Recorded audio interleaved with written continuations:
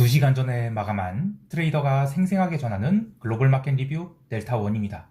우리 시장은 외국인이 장중에 무려 1조 3천억 원이 넘는 대량의 선물 매수를 하면서 지수를 폭등시켰어요. 그런데 해외 시장은 지역별로 전혀 다른 흐름을 보였습니다.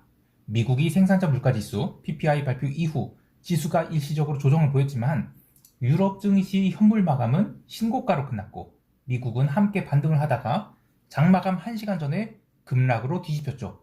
이러한 흐름에 대해서 지로 레이트 옵션 이야기가 나오고 있는데 다들 옵션에 대해서 정확히 모른 채 챗 GPT 마냥 이야기를 복사해서 전달하다 보니 뭔가 이게 뜬구름 잡는 이야기 같고 진짜 어떻게 움직이게 되는지에 대해서는 설명을 못하는 것 같아요. 그래서 현역 트레이더로서 왜 이런 사태가 일어나는지 좀 쉽게 설명해 드리겠습니다. 먼저 아시아 세션 갑니다. 우리 증시는 갭 상승이 나왔지만 투자자들이 이렇게까지 상승할 거라고 생각하지 못했던 것 같아요. 어제 시황에서 수요일에 시장을 아래로 보고 숏을 친 외국인들이 거래 비용, 그러니까 베이시스를 0.7포인트 까면서 밀어댔기 때문에 만약 지수가 반등이 나올 경우 6포인트는 기본적으로 상승하고 거래 비용만큼도 토해낼 것이라는 이야기를 했었죠. 정말 정확히 6.7포인트가 상승했어요. 그러니까 오늘의 시장 상승은 외국인들이 선물 매도를 전량 손절매하면서 시장이 폭등을 했다라고 할 수 있겠습니다. 오늘의 시장 상승이 여러 가지 의미를 갖고 있는 것은 올해 1월부터 화요일까지는 파생시장에서 외국인들이 적극적인 베팅이 없었어요.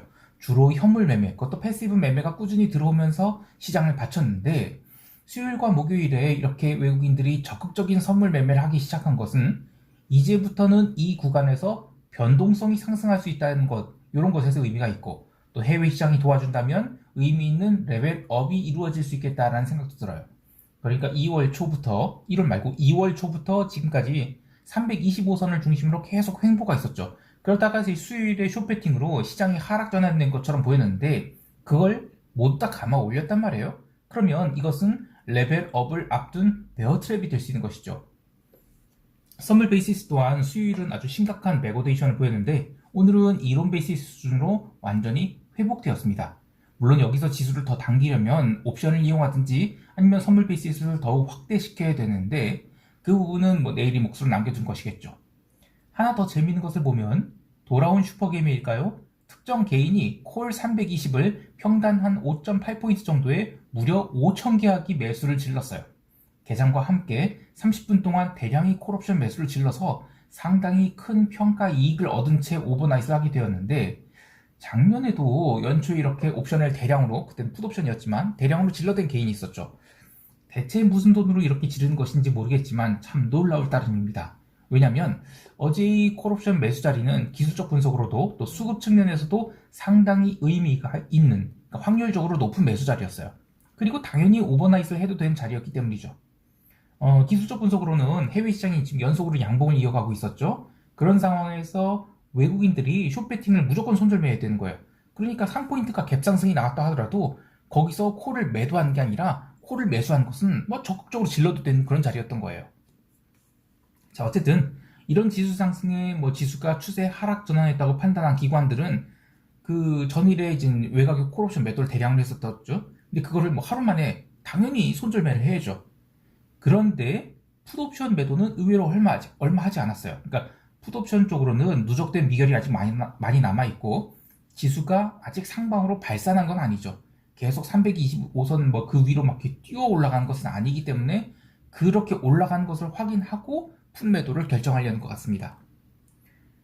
그런데 방금 마감한 미국 증시는 완전 뒤통수를 치는 흐름이었죠. 근데 이 부분에 대해서는 유럽 세션에서부터 꼼꼼하게 다뤄볼게요. 자, 바로 유럽 세션 갑니다.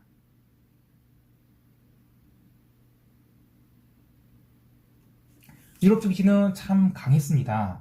우선 수요일 글로벌 증시 강세 마감에 유럽 지수 선물이 신고가를 기록해서 마감했죠. 그런데 본장 들어서도 현물이 갭 상승 출발한 뒤 또 올랐어요. 그래서 15분 동안 유럽 증시는 신고가를 갱신하는 그런 숏스퀴즈가 나왔습니다. 그리고 그 뒤로도 미국 PPI 발표 때까지는 시장은 기간 조정을 보였을 뿐 유럽이 하락 조정을 보인 건 아니에요. 다만 유럽 변동성은 18.5포인트 저가를 찍고 조심스럽게 오르고 있었는데요. 이것 또한 자연스러운 변동성 상승이지 심각한 변동성 폭발과는 거리가 멀었습니다. 심지어 PPI로 인해 미국 증시가 밤 11시 30분에 갭 다운 출발 후 반등을 하기 시작했을 때 유럽도 굉장히 강한 반등을 했어요. 그래서 제가 이따 시황에서 얘기하겠지만 유럽이 먼저 반등을 한 거예요. 그리고 러셀이 반등하고 그 다음에 S&P 그리고 나스닥 이런 식으로 반등을 한 겁니다. 자, 어쨌든 유럽 마감 때는 유럽 증시는 사실상의 장중 눌림을 모두 회복하고 뭐 나름 긴 아랫꼬리를 달고 시가 갭 상승한 자리까지 올라왔어요. 그래서 마감했는데 이런 거 보면 유럽은 굉장히 강한 거죠. 자, 그런데 전체 시장을 보면 유럽 증시만 이거 뽕을 맞은 게 아닌가 싶을 정도로 기이한 흐름들이 있었어요. 우선 채권 시장이 계속 약세를 이어갔어요. 오늘도 유로존 채권은 반등 한 번 없이 계속 밀려갔는데요. PPI 발표에 달러가 튀면서 채권이 눌렸다라고 하지만 그 전부터 채권이 눌리기 시작했어요. 반면 상품 시장에서는 그래도 뭐 아시아 증시가 좀 반등했다고 구리가 초강력 상승을 보였죠. 아시아 세션 내내 오르더니 미국 세션 들어서는 뭐 PPI 뭐고 거의 조정을 받지 않고 LME 현물 마감 때는 무려 3% 가까이 상승해서 톤당 9,000달러를 넘겼습니다. 구리 일봉 차트를 보면 전형적인 발산형 차트예요. 2월 중순 이후로 CTA들이 롱 베팅을 2번 했는데 실패하니까 다시 뒤집어서 숏 베팅 2번 했죠.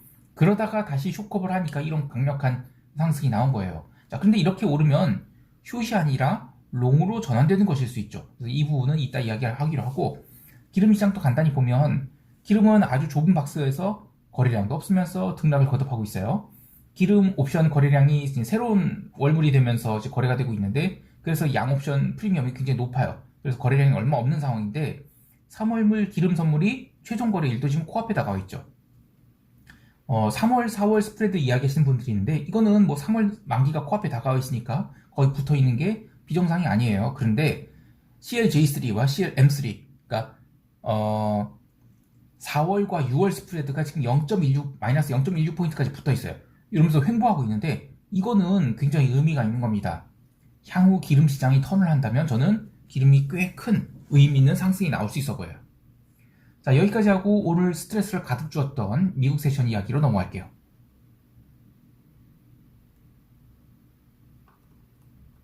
미국 지수 선물은 유럽 증시가 이 초반에 숏 스퀴즈를 주고 기간 조정에 들어갔을 때부터 살짝 밀리기 시작했어요. 아시아 세션에서 장중 고점 12,792포인트를 기록한 나스닥 선물은 아시아 세션 점심 이후에 살살 밀리기 시작해서 PPI 발표 직전인 밤 10시 30분에는 12,675포인트까지 밀렸는데요. 장중 고점 12,792에서 12,675면 거의 뭐 1% 가까이 나스닥 선물이 밀렸죠. 그럼 이거 무시할 수 있는 거 아니냐, 무시할 수 없는 거 아니냐 이렇게 얘기할 수 있는데요. 전일 미국 시장이 어떤 경로로 올라왔는지를 봐야 돼요. 수요일에 나스닥 선물이 장마감 30분 전에 상승 전환해서 오른 것은 이건 전형적인 숏스퀴즈예요. 이후에 아시아 세션에서도 오전까지 오른 것은 숏스퀴즈라고 보는 것이죠. 그래서 12,675포인트 이상의 흐름은 그냥 애당초 오버액션이었고 PPI 발표 전에 내려온 것은 그냥 시장이 정상화를 한 것이다. 이렇게 볼 수 있는 것입니다. 자, 또 그때까지 시장을 정상이라고 볼 수 있었던 것, 그러니까 고점에서 나스닥 선물이 1% 밀렸던 것도 정상이라고 볼 수 있었던 근거들을 여러 가지 얘기해보면 이번 주 들어서 굉장히 살벌했던 만기가 하루 남은 제로데이트 옵션들, 이런 것이 변동성이 점점 줄어들고 있다는 이야기를 제가 멤버십 게시판에서 얘기를 했었는데, 자, 가령 월요일에 그 먼데이 옵션 변동성이 48포인트로 출발했다면 화요일은 39포인트에서 출발하고 수요일은 28포인트에서 출발을 했어요. 그러니까 글로벌 변동성 하락에 맞추어서 그 제로데이트 옵션도 안정을 찾아가고 있었던 거예요. PPI 발표 직전의 목요일 옵션 변동성도 약간 오르긴 했어도 그래도 32포인트 정도였단 말이에요. 그러니까 지표 발표 앞두고 베팅한 것 치고는 이건 굉장히 얌전한 정도였죠. 게다가 먼슬리 옵션 변동성은 지표 발표 직전에 나스닥 선물이 1%가 밀렸는데도 불구하고 고점 대비 거의 오르지 않았어요. 자, 그런데 PPI가 생각보다 세게 나왔죠. MOM으로 0.7%가 증가가 나왔는데 컨센서스가 0.4% 증가했어요. 굉장히 세게 나온 것은 물론이고 전월 대비로도 아주 세게 나와서 신경이 쓰이기 시작한 거예요. 자, PPI가 CPI보다 세게 나오면 뭐 선행 후행을 따지기 전에 뭐 기업 마진 압박 이야기를 하죠. 근데 그거는 이제 이코노미스트 분들이 할 이야기고, 트레이더들은 CPI 발표에 시장이 움직이지 않았다면 과연 PPI가 이렇게 세게 나온 것에 어느 정도 반응을 할 것인가를 고민해야 돼요. 자, 근데 PPI와 함께 발표된 신규 실업 상청 건수 19만 4천 건, 뭐 전월 대비로보다도 컨센서스보다도 좀 좋게 나왔죠. 근데 이거는 뭐 큰 의미를 두지 않을 정도로 의미 있는 변화가 나오지 않아서 신규 실업 상청 건수는 시장에 영향을 주지 않았다고 보고 있어요. 자, 그럼 뭐가 문제였을까를 얘기해보죠. 지표 발표 이후에, PPI 발표 이후에 유럽 증시가 조정을 또 받았어요. 그러면서 변동성이 상승했다는 것이 문제입니다. 그동안은 유럽 증시가 워낙 잘 버티고 있었죠. 그래서 뭐 CPI고 뭐 소매 판매고 지표들을 다 씹어먹으면서 증시가 반등을 해왔는데 오늘 PPI 발표 이후 지수 선물이 눌린 폭은 얼마 되지 않았어요. S&P 지수가 4,125포인트에서 멈칫거렸는데 지표 발표 전에 제로데이터 옵션 변동성이 32포인트였어요. 자, 그러면 지표 발표 이후에 뭐 S&P가 내려왔는데도 당장은 스트레들 매도가 터지는 상황이 아니었죠. 자, 그런데 지표 발표 이후에도 유럽이 점점 세게 밀리기 시작하는 거예요. 그 다음부터 이제 전체 시장 변동성이 오르기 시작했죠. 먼슬리 옵션 변동성이요. 그래서 옵션 트레이더들도 해지를 시작하게 됩니다. 그래서 본장 개장할 때는 S&P 지수가 4,110포인트까지 밀리게 되는데요. 또 본장 개장 후 초반 30분 동안은 시장 참여자들이 S&P 4,100포인트 공반전을 하면서 변동성을 더 키웠죠. 자, 그러다가 먼저 유럽이 조심스럽게 바닥을 치고 돌기 시작해요. 유럽은 잘 보면 0시에 반등한 게 아니라 그 전부터 바닥을 치고 반등하기 시작했어요.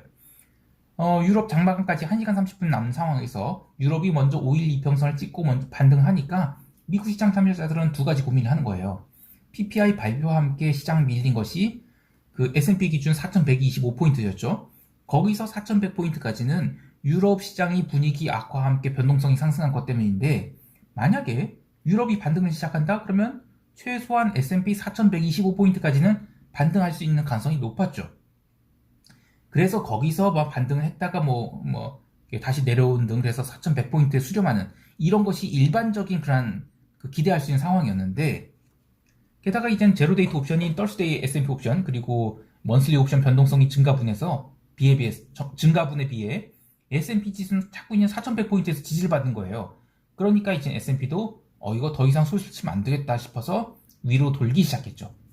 개장 후 30분 동안 지수가 더 이상 떨어지지 않으니까 이 떨스데이 옵션 그 내재 변동성이 40포인트에서 계속 못 넘겼습니다. 자, 이때 이 롤레타 메스터 할머니가 과잉 긴축도 정당하다 이러면서 50bp 인상 얘기를 했죠. 그런데도 불구하고 시장은 S&P 4,100포인트를 못 깼어요. 그러니까 이젠 더 이상 나올 얘기도 없다. 그러면서 반등이 시작됐고 유럽 마감 때까지 지수가 쭉 오르니까 S&P는 4,135포인트 그러니까 PPI 발표 이후가 아니라 PPI 발표 직전의 자리까지 오른 거예요. 자, 그러면 당일에 그 스트레들 매도 들어간 애들 완전히 이익 상태죠. 그리고 전일에 스트레들 매도 오버한 애들도 전부 다 이익. 당일에 콜옵션 매수한 애들도 약간의 이익. 그런데 풋옵션 매수한 애들은 완전히 박살났죠.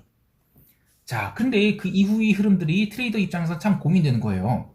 유럽 마감 때까지 유럽 지수는 장중 눌림을 모두 극복하고 심지어 플러스까지 살짝 나서 마감을 했어요. 근데 미국은 마이너스 1, 그리고 또 미국도 마이너스 1.7%까지 밀렸던 러셀이 가장 먼저 플러스 돌았죠. S&P도 반등을 해요. 근데 나스닥은 반등하긴 해도 약간은 얻어맞는 모습이었습니다. 자, 그리고 먼슬리 변동성 지수는 고점에서 많이 내려왔다 하더라도 이 정도로 지수가 반등하면 더 부러질 법도 한데 이 더스데이 옵션 시장에서는 최후의 결정과 똑같은 전쟁이 벌어지고 있었어요. 무슨 얘기냐면 유럽 마감 시간인 새벽 1시 30분부터 5시까지 새벽 5시까지 미국 또한 유럽 마감처럼 전일 종가 수준인 S&P 4,150선까지 당길 생각이 있었던 것 같아요. 새벽 3시 이후에 제임스 블라드가 또 금리 인상 더 필요하다면서 설레발을 했죠. 그런데도 불구하고 지수는 일시적으로만 눌렸을 뿐 계속해서 스트레들 매도가 쌓이면서 옵션 결제를 4,150에 줄 거야 라는 시그널을 보였어요.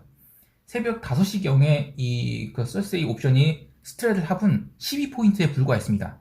그때 이제 S&P 지수가 4,140포인트였으니까 위로 4,150포인트에 가거나 못해도 4,125포인트에 내려갔다 하더라도 옵션 가격은 거기에 밴드 안에서 움직일 것이 내재되어 있었던 것이에요.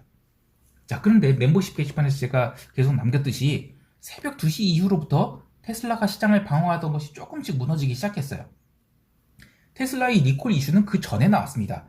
그래서 테슬라가 매도가 나온 것은 뭔가 시장이 부러지려는 신호였지만 그것으로 부러진 것은 아니었고, 테슬라가 진짜 부러진 것은 새벽 5시 이후였죠. 그래서 새벽 2시부터 5시까지는 시장에 피로가 쌓이고 있었다라고 볼 수 있겠어요.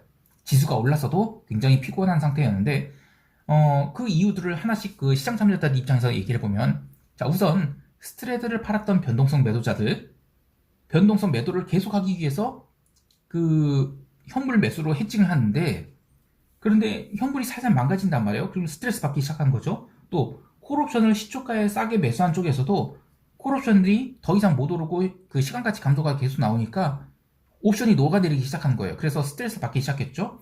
또 풋옵션 매도자들도 어쨌든 시장 쫓아가면서 매도를 쳤는데 지나치게 많은 미결을 갖고 있는 상황에서 현물 종목들이 살살 흠집이 나니까 이거 풋매도를 하는 거 스트레스 받는 거예요. 그래서 시장 방어가 부담스러웠던 겁니다. 자, 그렇게 새벽 5시에 지수 선물이 약 5분간 의미 있는 하락을 했는데, 그러자 누적되었던 이 에너지가 폭발을 하게 됩니다. S&P 선물이 굉장히 큰 거래량을 보이면서 부러지기 시작해요. 그래서 장 초반에 들어왔던 제로데이트 콜옵션 매수자들 시간가치 감소가 있었죠. 그래서 스트레스 받고 있는 상황에서 이 5분의 새벽 5시부터 5시 5분 사이에 작은 음봉 하나로 그동안에 있었던 이익이 모조리 반납하게 됩니다. 그러니까 거기서부터는 콜옵션을 들고 있을 이유가 없는 거예요.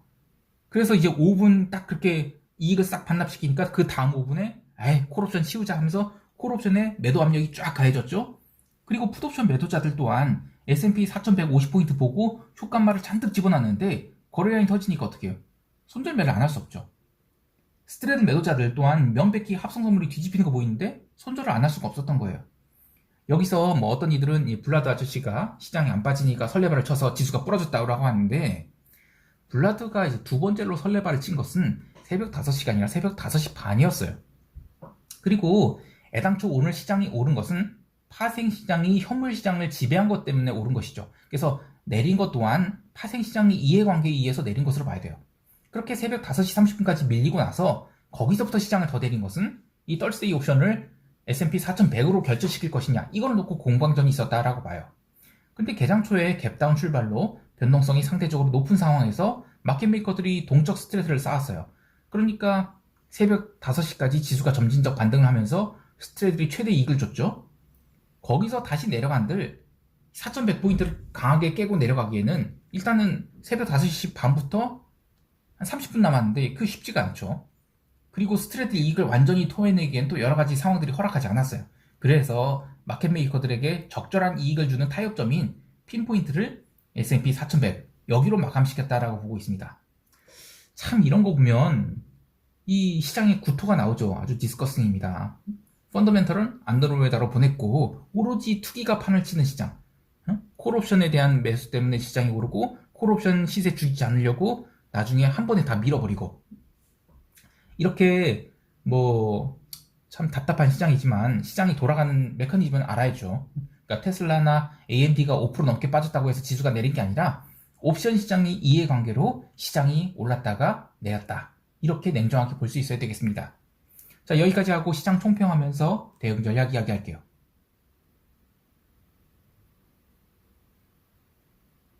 우선 긍정적인 부분과 부정적인 이야기를 해보면, 전일 지수를 꽤나 강하게 눌러서 기술적 분석으로는 21선에 도달한, 그러니까 S&P가 21선에 도달한 위태로운 모습이 되었죠. 근데 금요일은 시장에 별다른 모멘텀이 없어요.